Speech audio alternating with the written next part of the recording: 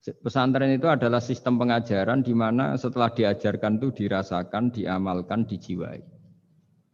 Sehingga dulu malah nggak ada pesantren yang kayak kita ini. Ulama-ulama dulu ya di rumah ngaji, tapi serius. Sehingga dulu itu memang yang dimulai ini yang adat kampus sebagian itu agak nggak cocok itu menghafal. Kalau kampus itu kadang kuat analisisnya, kalau di pondok itu memang disuruh menghafal. Kenapa menghafal itu menjadi penting? Karena pengembangan itu setelah hafal. Saya beri contoh misalnya gini. Mulai kecil sampai tua kita ketemu orang yang sangat materialistik. Makan enak itu apa? Sate. Makan enak itu bakso. Makan enak itu pizza. Selalu kita dibentuk fisik.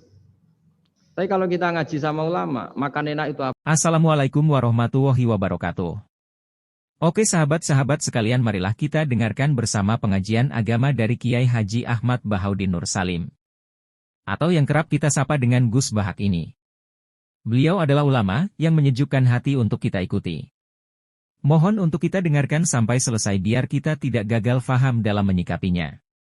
Semoga apa yang disampaikan oleh Gus Bahak ini bisa membuat tambahnya keilmuan kita dalam beragama dan bersosial di masyarakat. Amin amin ya robbal alamin. Udah pilih mawon nggih. Satu aja. Perbedaan akidah kali tauhid. Yang kedua, bagaimana Al-Qur'an menjadi inspirasi dalam kehidupan.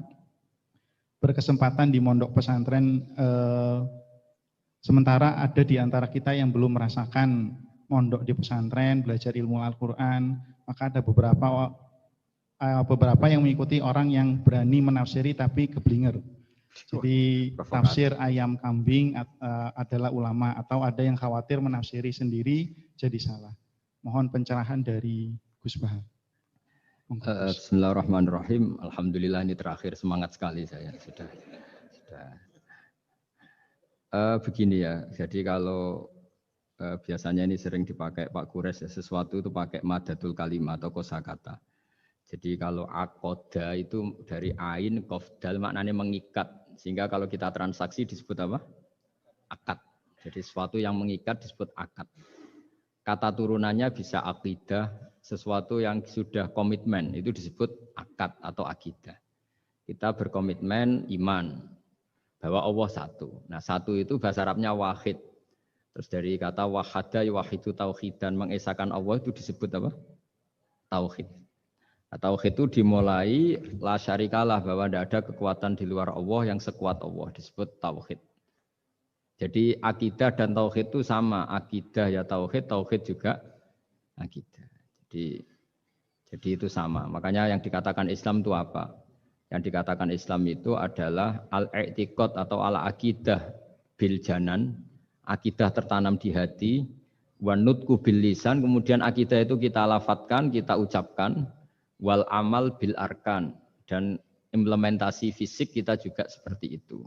Makanya yang dikatakan iman, dikatakan ihsan adalah tadi apa? Akidahnya itu ada bil janan di hati, diucapkan bil lisan, kemudian dipraktekkan bil arkan, yaitu anggota fisik, anggota tubuh kita. Sehingga sujud itu dianggap ibadah paling lengkap karena fisik kita ya tunduk sama Allah dengan kepala di bawah. Kalimatnya juga kalimat tunduk, subhana rabbiyal a'la wa bihamdi. Jadi makanya dilafatkan. Nah, dilafatkan itu penting supaya kuat.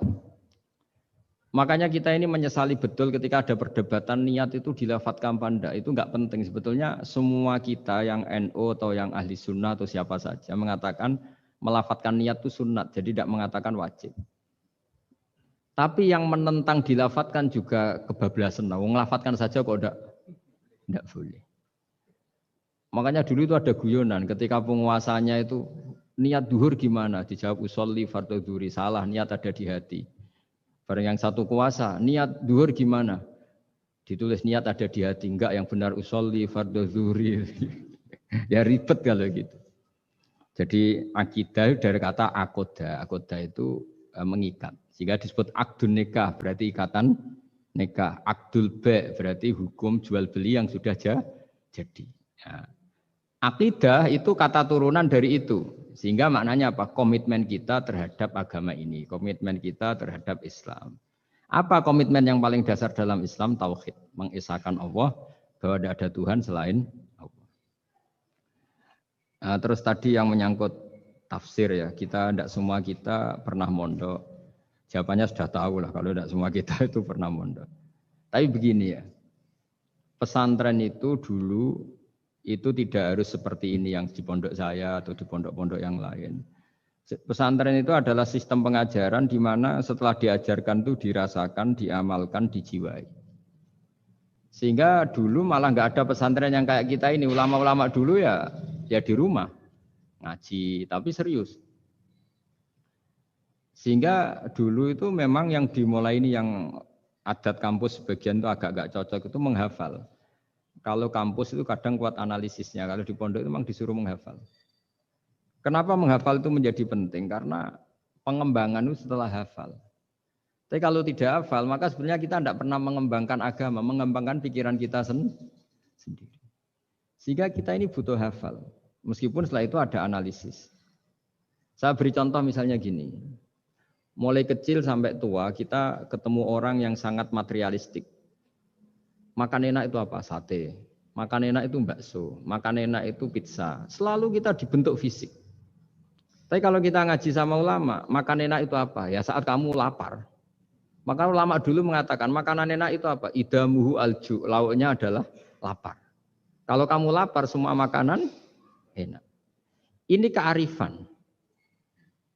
Dulu ada ulama yang datang melihat istrinya makan satu piring habis. Hanya satu piring ditanya, kenapa tidak tanduk? Sudah kenyang.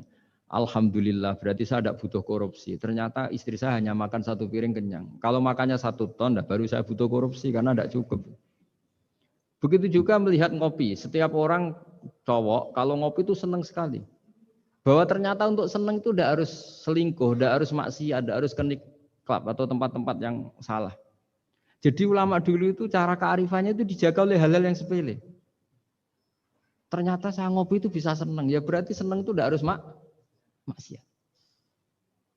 Gendong anak senangnya bukan main, melihat anaknya sehat tidur senang. Sehingga ulama dulu mengatakan al-istidrad bil mubahat min qutbiddin. Menikmati hal yang dibolehkan Allah itu qutbuddin, pokok dari agama ini. Nah, kenapa orang butuh maksiat? Karena nggak bisa nikmati hal-hal seperti ini. Makanya beragama itu harus nyaman. Dengan nyaman ini diharapkan orang nggak butuh nyaman lewat jalur yang tidak benar. Orang ketemu cucunya senang, ketemu anak senang, ngopi senang. Hal-hal yang taat ya. Apalagi Rasulullah SAW dengan sholat tuh senangnya bukan main. Sampai beliau ngintikan wa qurratu aini fis sholat. Logikanya gampang. Kalau kita jagongan ya ngerumpi sama yang kita cintai senang, apalagi ngerumpi sama Allah Subhanahu wa Ta'ala. Kalau boleh dibahasakan. Karena sholat itu artinya kamu muamalah, munajat, jagungan, asik-asikan sama Allah Ta'ala. Rabbana lakal hamdu, engkau mempunyai segala puji yang di langit maupun di bumi, yang memenuhi langit dan bumi. Jadi itu yang harus jadi solusi bangsa ini. Coba misalnya malam-malam macet, andai kan malam-malam banyak yang tahajud kan Jakarta itu tidak macet.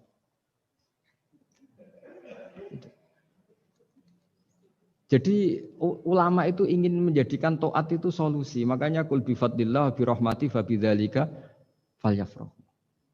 Orang yang sedang tahajud, itu setiap ulama dulu yang tahajud, itu sampai bilang gini, ainal muluk fi hadil ladzah. Enaknya apa jadi raja? Enak ya kita. Sayyidina Ali itu derajatnya tinggi. Di antaranya disebabkan beliau kalau wiridan gini, saya hafal wiridannya. Kafani izzan an takuna li robban wa kafani fakhron an akuna laka abdan. Gusti, saya ini punya nikmat yang luar biasa karena menjadi Tuhan untuk engkau. Zat yang abadi, yang kekal, yang pertama. Coba kalau saya jadi hambanya Fir'aun. Tuhan mati, tenggelam lagi, kan nggak ada kerennya. Udah gitu sekarang jadi tontonan lagi coba. Andai kan kamu punya Tuhan Fir'aun kayak apa tersiknya? Sudah Tuhan mati jadi tontonan. Sudahlah Gusti, keren saya ini karena punya Tuhan engkau, zat yang abadi, yang lahul asmaul husna. Wa kafani fakhron an akuna laka abdan, dan saya keren sekali karena menjadi budak engkau, menjadi hamba engkau. Coba kalau saya jadi hamba sesama manusia, kerennya apa? Podo menusane, podo lemah, podo mati ini harus saling memperbudak. Kerennya apa? Coba? Jadi orang dulu itu kalau sudah munajat, makanya Nabi ngendikan wa qurratu aini fis sholat. Kalau sudah sholat tuh nyamannya bukan. Jika masyhur dalam cerita-cerita ketika Umar kena panah dan panah itu bentuknya kayak pancing, kalau ditarik sakit karena bentuknya kayak jangkar itu. Umar minta apa? Nanti tarik ketika aku sholat. Ketika sholat beliau ditarik beliau tidak kerasa. Dan itu harus dilatih. Nah, ya tadi. Jadi, Quran saya ulang lagi. Quran itu harus ditafsirkan seperti ini. Kalau tidak, maka orang akan menanyakan. Saya juga pernah ditanya orang yang sebetulnya ya agak kurang ajar, tapi tak anggap bodoh sajalah daripada dianggap kurang ajar. Hebatnya apa Gus? Quran mengatakan wa kulu washrobu, sementara ini kitab suci yang sakral. Kenapa hanya bakas makan dan minum? Saya bilang orang bakas Alphard, bakas Mars, bakas planet Jupiter itu enggak keren karena enggak bakas enggak mati. Tapi kalau orang enggak makan mati, berarti Quran membakas kebutuhan dasar manusia. Jadi mendesak, makan itu mendesak. Nah, kenapa harus dibahas? Dalam hukum dunia manapun yang namanya mengambil milik orang lain itu harus pamit. Semua alam ini milik Allah, sehingga kita boleh makan tuh nunggu izinnya Allah. Maka Allah dulu yang ngendikan kulu, kamu boleh makan, baru kita boleh makan. Makanya Islam menganjurkan kita makan baca bismillah, itu pamit yang punya. Kamu pernah beli oksigen, kamu pernah beli buah-buahan sama Allah, tidak pernah beli kan? Itu maling semua itu sebetulnya. Karena tidak pamit sama yang punya. Coba kalau itu milik orang lain, kita langsung makan disebut maling enggak? Sekarang kamu makan itu tanpa pamit Allah, kira-kira maling enggak? Kalau kita keras sebenarnya itu maling juga. Makanya kita dianjurkan baca bismillah. Untung Allah baik, enggak ngelaporkan ke polisi. Nah di sini pentingnya kata kulu wasrobu, makanlah dan minumlah. Artinya kalimat ini punya filosofi yang luar biasa. Tapi andekan ini ditafsirkan orang yang enggak ngerti Quran, enggak ngerti tafsir, enggak punya adzauqus salim, rasa yang baik, maka memang ya ngomong Quran harus ahlinya, sehingga kualitas kulu wasyrobu itu luar biasa. Saya sering sujud syukur karena ayat itu, ya Allah betapa baiknya engkau mengizinkan kita makan rezekimu. Hanya modal baca apa? Bismillah. Sudah gitu oleh ulama dikatakan bismillah hanya sunat, kalau enggak juga enggak apa-apa, cuma sedikit kurang ajar lah ngomong. Tapi kalau kamu tidak ahlinya, maka terus malah tanyanya tadi, loh Quran yang katanya hebat kok hanya bakas makan dan minum. Coba misalnya kemarin itu hebat. Coba sudah kamu kemarin tanpa makan. Tetap pokoknya itu makan. Ketika orang mau menjajaki, mau nempat di Mars atau Jupiter, pertanyaannya apa? Di sana ada air enggak? Ada makanan enggak? Penelitian pertama apa coba? Di sana ada makanan enggak? Iya kan? Yang pokok berarti apa? Makan. Itu kira-kira contohnya Quran yang dibaca ahlinya. Itu nanti dengan kualitas seperti itu, pemahaman seperti itu. Udah jangan macam-macam lagi.